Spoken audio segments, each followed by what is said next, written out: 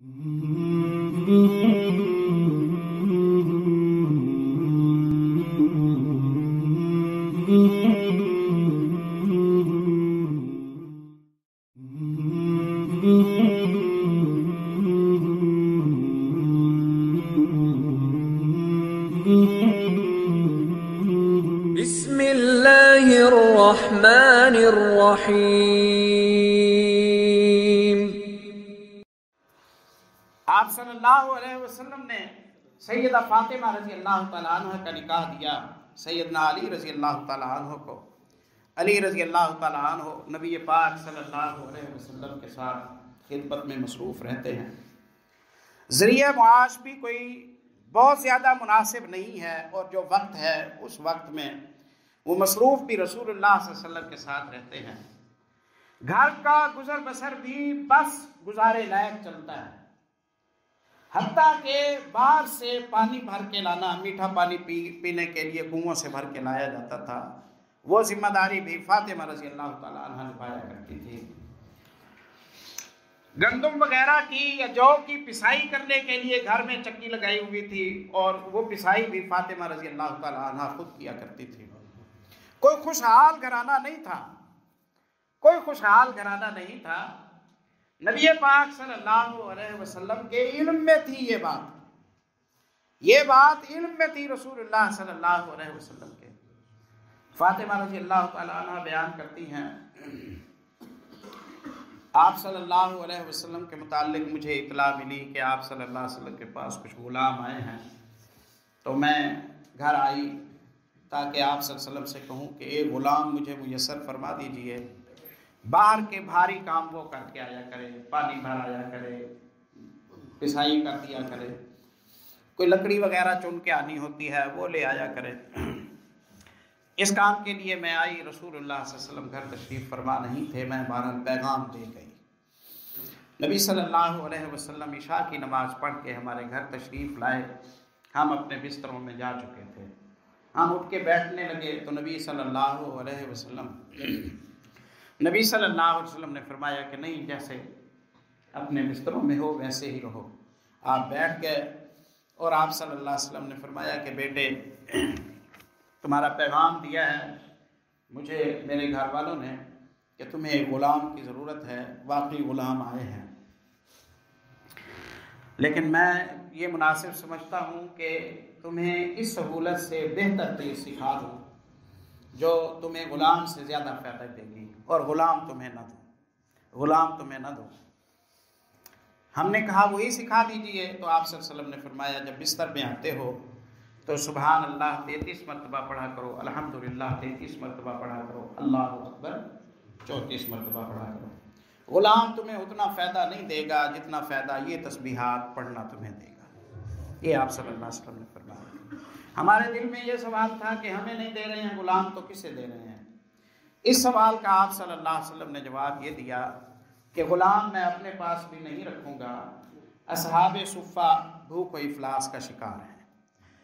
तो मैं ये मुनासिब समझता हूँ कि मैं बजाय इसके कि अपने या अपनी औलाद की खिदमत में ग़ुलामों को मसरूफ़ रखूँ, मैं इन ग़ुलामों को बेचता हूँ और इन ग़ुलामों के ज़रिए जो रकम हासिल होगी उस रकम के ज़रिए असहाबे सुफ़ा के अनाज का बंदोबस्त कर, असहाबे सुफ़ा के अनाज का। अपनी ज़िंदगी में इजाफी सहूलत लाने से बेहतर ये है कि खुद तंगी तुर्शी में गुजारा कर लेते हैं और असहाबे सुफ़ा के लिए उनकी भूख मिटाने का बंदोबस्त करते हैं। इसलिए मैं मुनासिब समझता हूँ कि ग़ुलाम ना आपके पास हों ना मेरे पास हों, ग़ुलामों को बेच के अनाज ख़रीदा जाए, अनाज असहाबे सुफ़ा को दे दिया जाए और हम ग़ुलामों के बगैर ही गुजारा कर लें।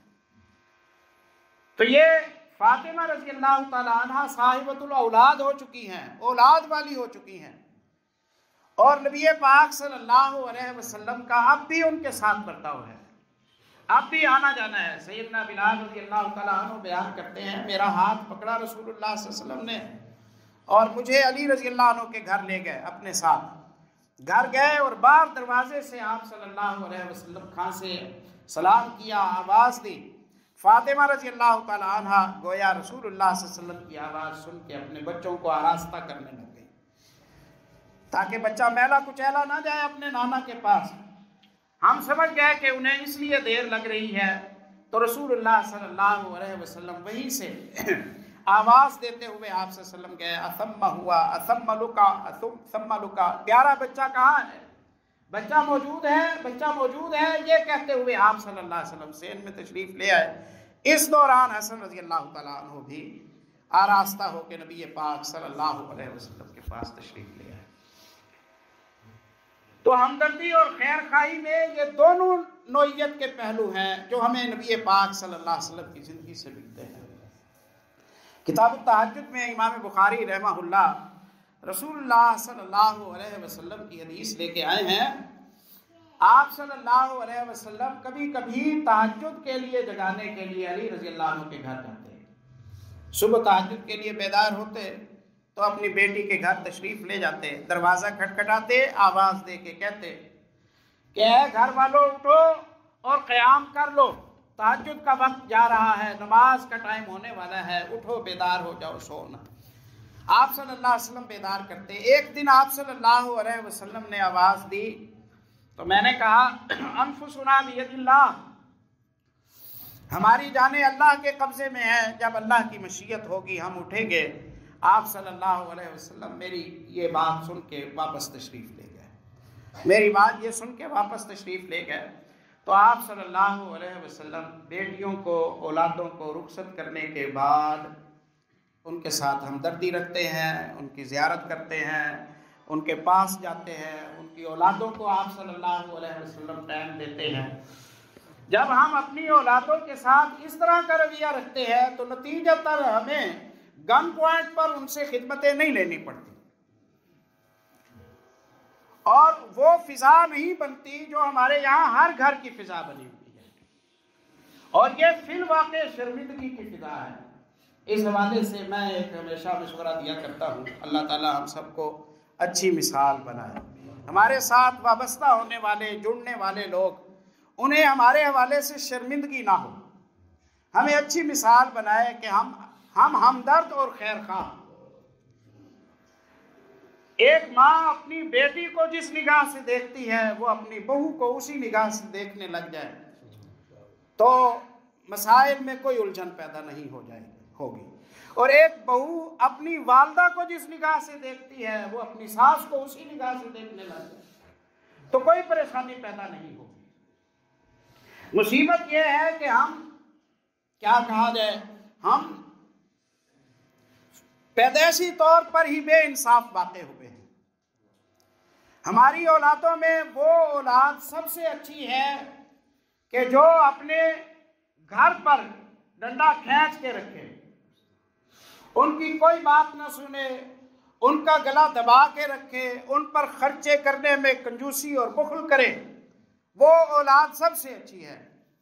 और हमारे दामादों में वो दामाद सबसे अच्छा है जो इसके बरअक्स हो, जो अपनी जेब का खर्चा भी उन्हीं हजरत से मांग कर जाए, वो सबसे अच्छा दामाद है। दामाद के लिए हमारे मेयार और हैं और औलाद के लिए और बहू के लिए हमारे मेयार और हैं। गोया हम इंसाफ पर कायम नहीं होना चाहते, हम बेइंसाफी पर बरकरार रहना चाहते हैं।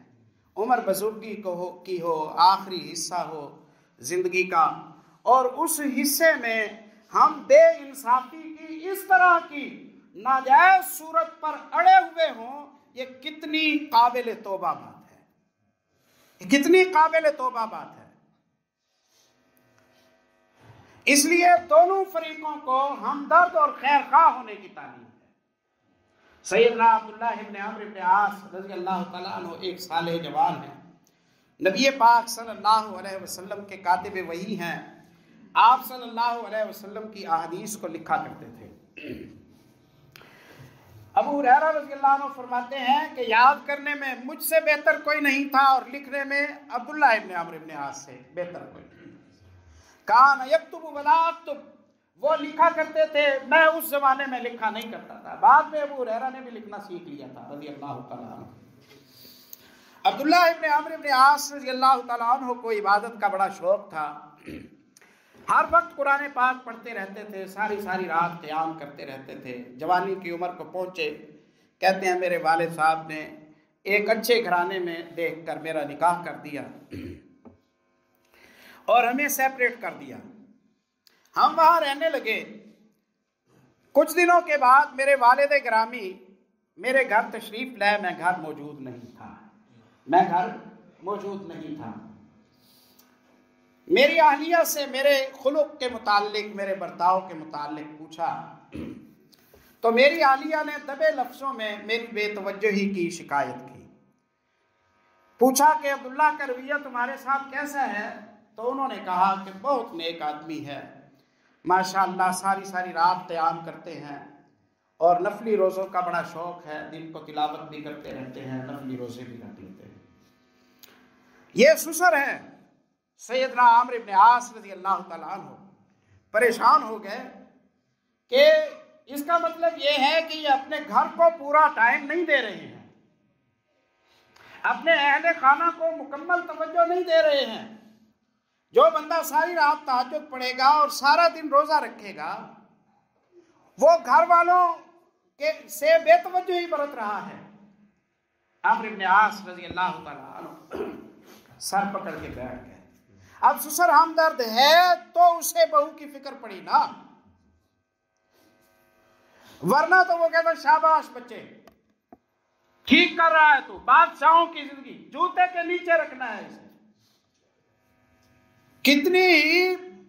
कितनी ये मिसालें ऐसी मौजूद हैं कि रिश्ता लिया ही इंतकाम के लिए जाता है। बाज़ दफा कि इन्होंने हमारे वहां से रिश्ता लिया था और इन्होंने जुल्म किया था, हम लेके हम बदला चुकाएंगे। परेशान होके बैठ गए। अब मैं कैसे कहूं, मैं किससे कहूं, मैं क्या कहूं? बेटा जवान बेटा है, उसे घर बसाने के हवाले से अदब कैसे, किस मुंह से सिखाऊं? परेशान होके बैठ गए। बिल आखिर ख्याल आया रहमतुल्लिल आलमीन मोहम्मद रसूलुल्लाह नबी सल्लल्लाहु अलैहि वसल्लम के पास तशरीफ लाए। आके अर्ज किया, अल्लाह के नबी, अब्दुल्ला की बेसमझी देखिए, मैंने उसका एक अच्छे घराने में निकाह किया है और वो घर पर तवज्जो ही नहीं कर रहा है। मेरी बहू ने मुझे इस तरह की बात बताई है, तो आप इस हवाले से कुछ कीजिए। आपने तसल्ली दी, आपने फरमाया अच्छा मैं जाके बात करता हूँ। अब्दुल्ला इब्न अमर इब्न आस रज़ियल्लाहु अन्हु कहते हैं, नबी पाक सल्लल्लाहु अलैहि वसल्लम मेरे घर तशरीफ़ लाए आप सल्लल्लाहु अलैहि वसल्लम। मैं घर मौजूद था। आप सल्लल्लाहु अलैहि वसल्लम तशरीफ़ लाए, दरवाज़ा खटखटाया, इजाज़त मांगी, मैंने आपके लिए तकिया रखा, आप तशरीफ़ फरमा हुए बैठे तो आप सल्लल्लाहु अलैहि वसल्लम ने फरमाया, अब्दुल्ला मैंने सुना है कुरान पाक की बहुत तिलावत करते हैं आप। कहा हाँ। मैंने खुशी खुशी कहा हाँ अल्लाह के नबी, मैं तो बहुत तिलावत करता हूँ। नवाफिल की क्या तरतीब है? नवाफिल की तरतीब बताई तो आपने फरमाया ये तो मुनासिब नहीं कर रहे हो, ये बात तो मुनासिब नहीं है, ऐसा नहीं करना चाहिए। मैंने कहा क्या करना चाहिए? आपने फरमाया बहुत मुनासिब है कि महीने में 3 नफली रोजे रख लो, तुझे पूरे महीने के नफली रोजों का सवाब हो जाएगा। और मैं तुम में सबसे ज्यादा तकवे वाला हूं, मैं रात को सोता भी हूं, रात को क़याम भी करता हूं, मुझसे ज्यादा तकवा किसी का नहीं हो सकता।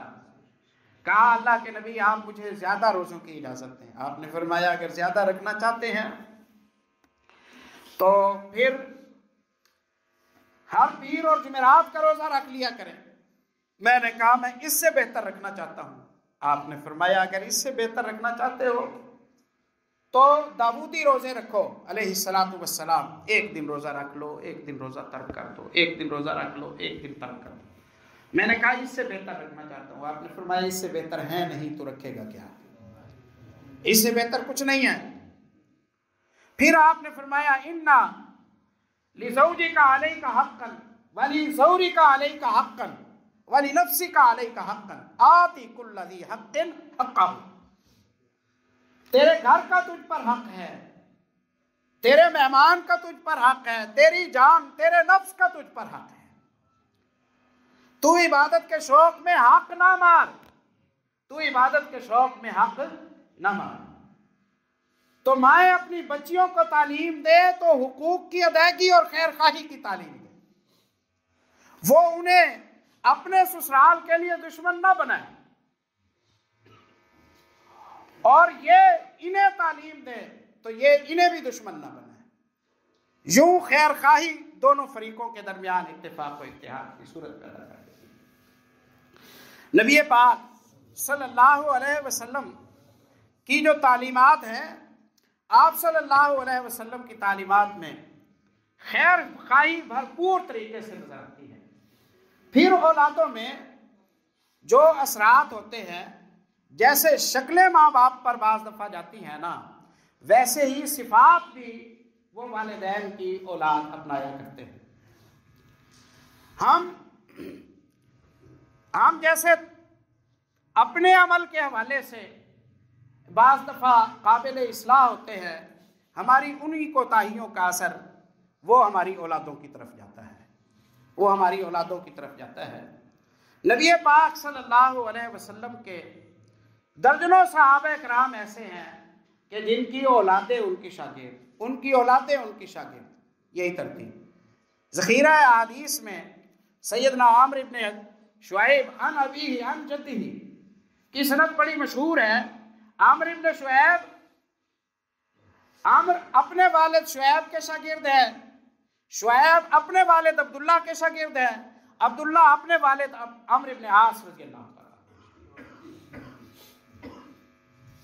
ये नहीं हो सकता कि वालिदैन बखील हों, औलाद सखावत वाली हो। आम तौर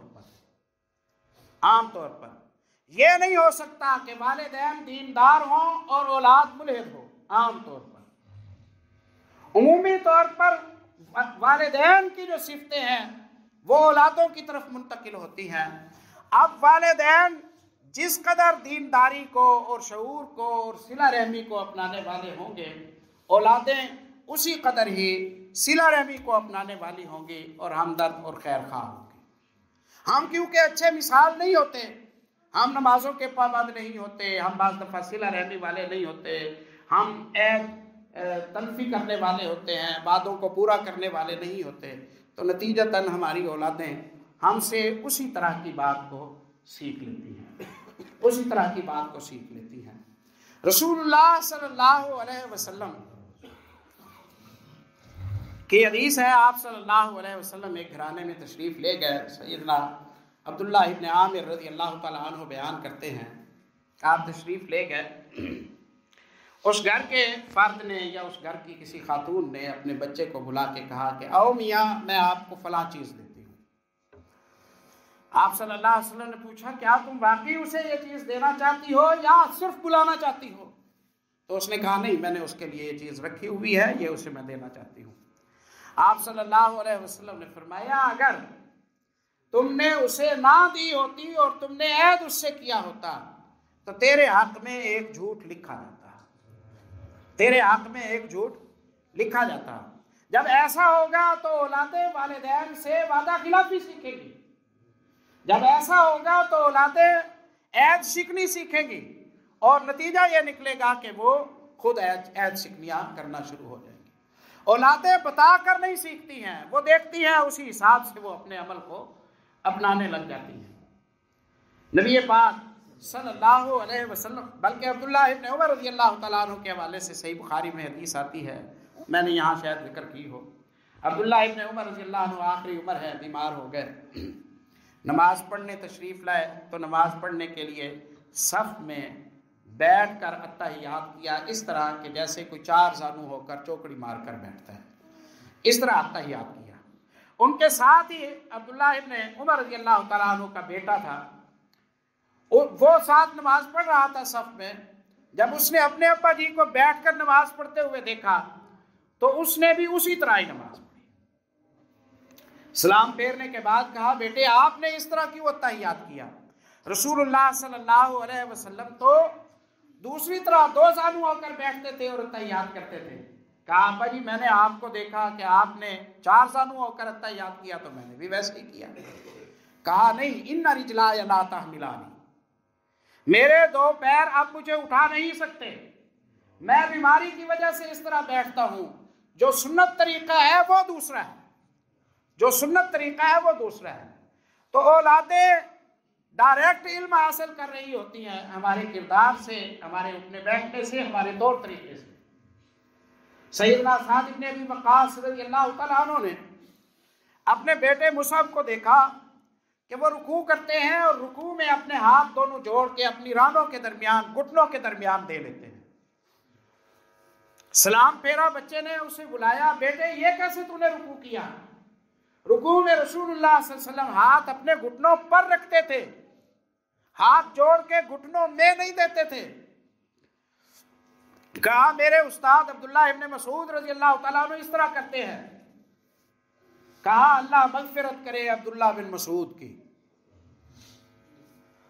रसूलुल्लाह सल्लल्लाहु अलैहि वसल्लम शुरू में इसी तरह किया करते थे, बाद में हमें मना कर दिया गया, बाद में हमें मना कर दिया गया। शायद तुम्हारा उस्ताद भूल गया, शायद तुम्हारा उस्ताद भूल गया। तो औलादें पूछ कर नहीं किसी चीज़ की इत्तिबा करती हैं। हम जैसा बनना चाहते हैं वैसे हम उन्हें बन के दिखा दें, वैसे जैसे हम बन के दिखाएंगे उमूमन औलादें वैसे ही बन जाएंगी, वैसे ही बन जाएंगी। तो यहाँ हम अपनी इस बात को मुकम्मल करते हैं। अल्लाह ताला हमें अपनी अपनी ज़िम्मेदारियों को खुश उसलूबी से अदा करने की तौफीक नसीब फरमाए और हमारी ख़ानदानी ज़िंदगी में, घरेलू ज़िंदगी में जहाँ जहाँ कोताहियों का सबब हम हैं, अल्लाह उन कोताहियों से हमें तौबा करने की तौफीक नसीब फरमाए। अक़ूलु क़ौली हाज़ा अस्तग़फ़िरुल्लाह ली व लकुम व लिसाइरिल मुस्लिमीन।